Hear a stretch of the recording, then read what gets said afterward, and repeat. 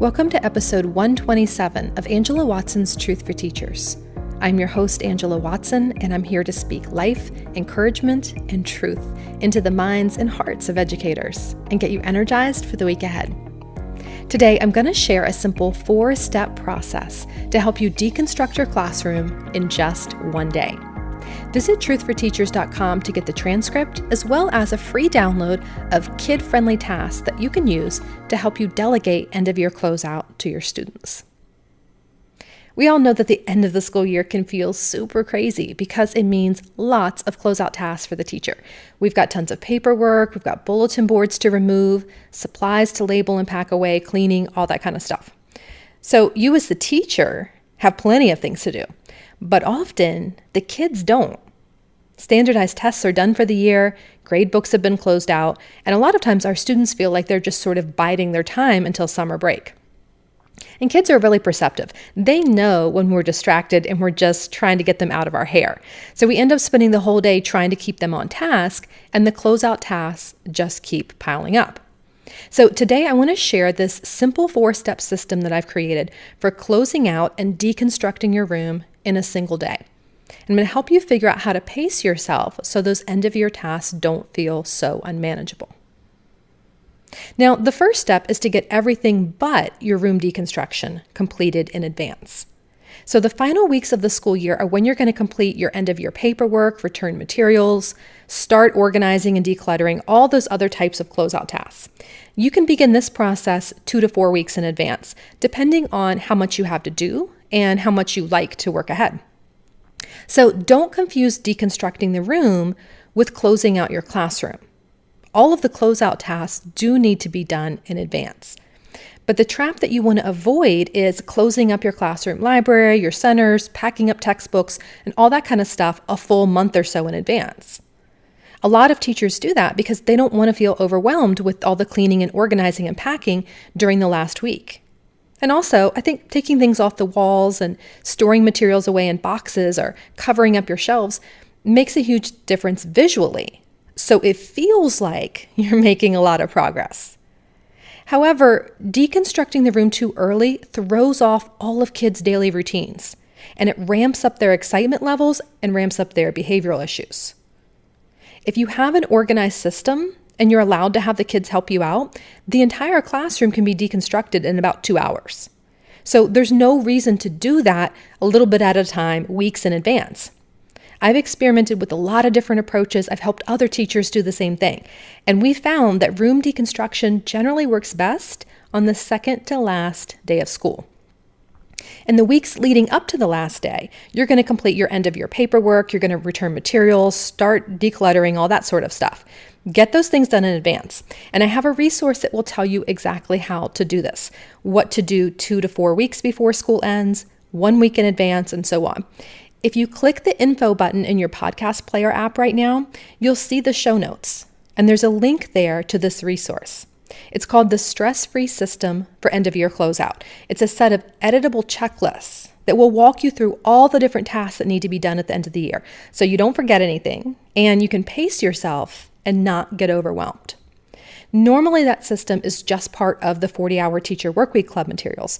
But if you're not a club member and you want to purchase just this one piece separately, you can do that, and it's on sale right now. So click the link in the show notes to get it, or just go to truthforteachers.com. So you're going to tackle these closeout tasks slowly over time, over the last couple weeks of school. But you want to keep the classroom looking exactly the same for as long as you possibly can. That's going to enable you to keep your regular routines in place. Then, on the second to last day of school, you'll turn your full attention to overseeing classroom deconstruction. If you do it any sooner, or if you try to spread out the tasks over a week or two and just do a little bit each day, it's going to be really difficult for the kids to concentrate on academic work because the room screams, "We're done here." So let's talk about how to make this happen. You're going to keep your class engaged in meaningful tasks while just a handful of students help deconstruct. You want to have meaningful, worthwhile learning activities that kids can complete either independently or in small groups. The key is without any assistance from you. While the kids work, you can periodically circulate throughout the room to make sure everyone knows what they're doing, and then spend the rest of your time overseeing the students who are assisting you with various end-of-year tasks.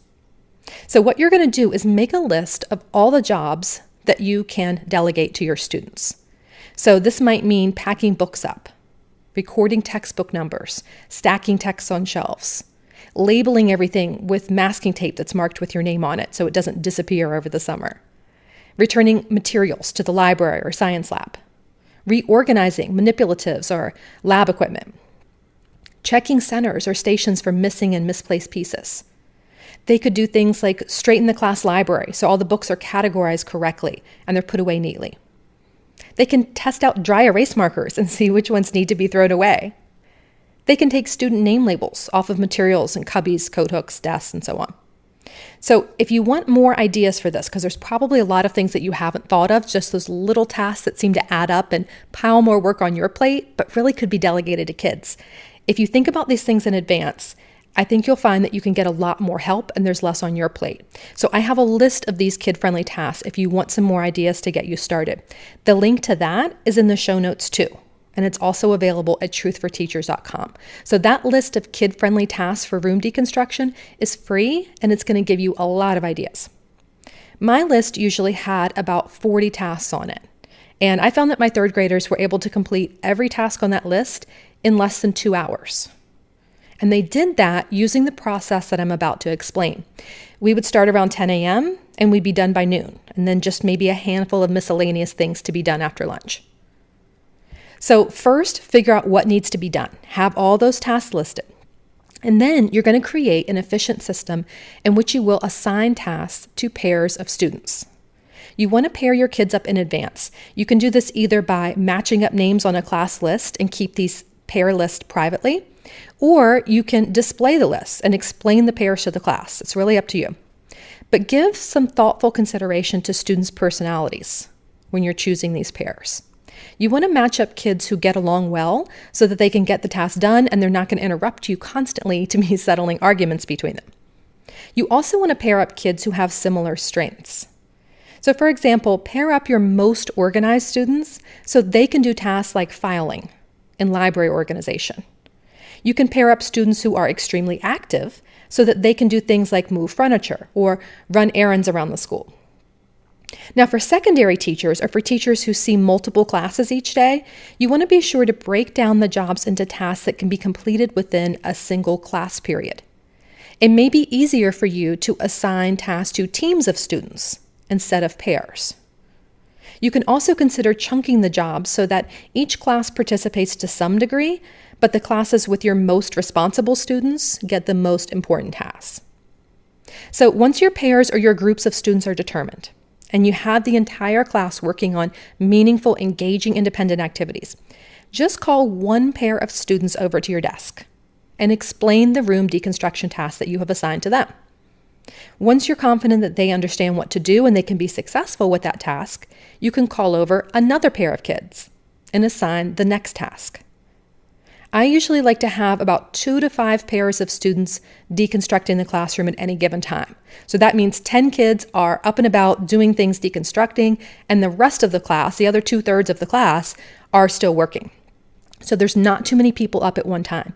If you find that things start to feel chaotic or it gets difficult to manage, just don't call any more pairs until another pair has finished. Maybe it would be better for you to have maybe just 3 pairs of kids up at one time. Whenever a pair or a group of students finish their assigned tasks for you, they should automatically go back to completing the whole class assignment until you need them again. They don't need to come over, ask you what else you need done, none of that sort of stuff. Just go back to work. And if they can't do that quietly, just don't call them to help with any more tasks. You want to make this really seamless and a really non-disruptive type of classroom environment. So they finish their task, have a seat, get back to work. And then you can just keep rotating through each pair of students as many times as needed until all the jobs are finished. So that's how this works. You can adapt the process in any way that makes sense for your teaching context, of course, but you need to keep these 4 core elements in place because that's what makes it so effective. And in a moment, I'm going to tell you the key to holding all of this together. So the 4 core elements are to do everything but room deconstruction in advance. And remember, I have that complete stress-free closeout system with the editable checklist that will show you how to do this without overwhelming yourself. Second step, list out all the jobs that students can do for you on the second to last day of school. And if you click the show notes, you'll also see the link to this free list of kid-friendly jobs that you can delegate. That's ready for you to get you started. Third step is to assign pairs of students to each job. And then the fourth step is to get the whole class engaged in meaningful, engaging independent work. Pick something that the kids want to do so that you don't have to nag them to stay on task. And call just 2 to 5 pairs of students at a time to complete the room deconstruction tasks. Now, here's the secret to making this work. This is the key that holds all of it together. You have to give your complete attention to classroom management during this time. Make sure the kids who are supposed to be working are actually working and they're engaged, and oversee the deconstruction process. That way kids know you're not distracted. You're taking the jobs they're doing seriously. This isn't something where we're going to do a little bit over the course of several weeks while you're also trying to teach and get other things done. Your full attention is on this. You're overseeing the process. You're making sure the jobs are done accurately. You're thanking the kids for their work. Like, you're really involved with this. Be 100% present with your kids. Don't try to work on your own stuff at the same time. And that's it. Your entire room can be done in less than half a day. Your takeaway truth for the week ahead is from Michael Altshuler, who said, "The bad news is time flies. The good news is you're the pilot." This year, take charge of your closeout process. Don't let the end of year creep up on you and leave you unprepared. You can decide to create a plan in advance. That 10 minutes that you spend thinking about your tasks and planning out when you'll do them can save you countless hours and tons of stress later on. You can do this. And remember, it's not going to be easy. It's going to be worth it.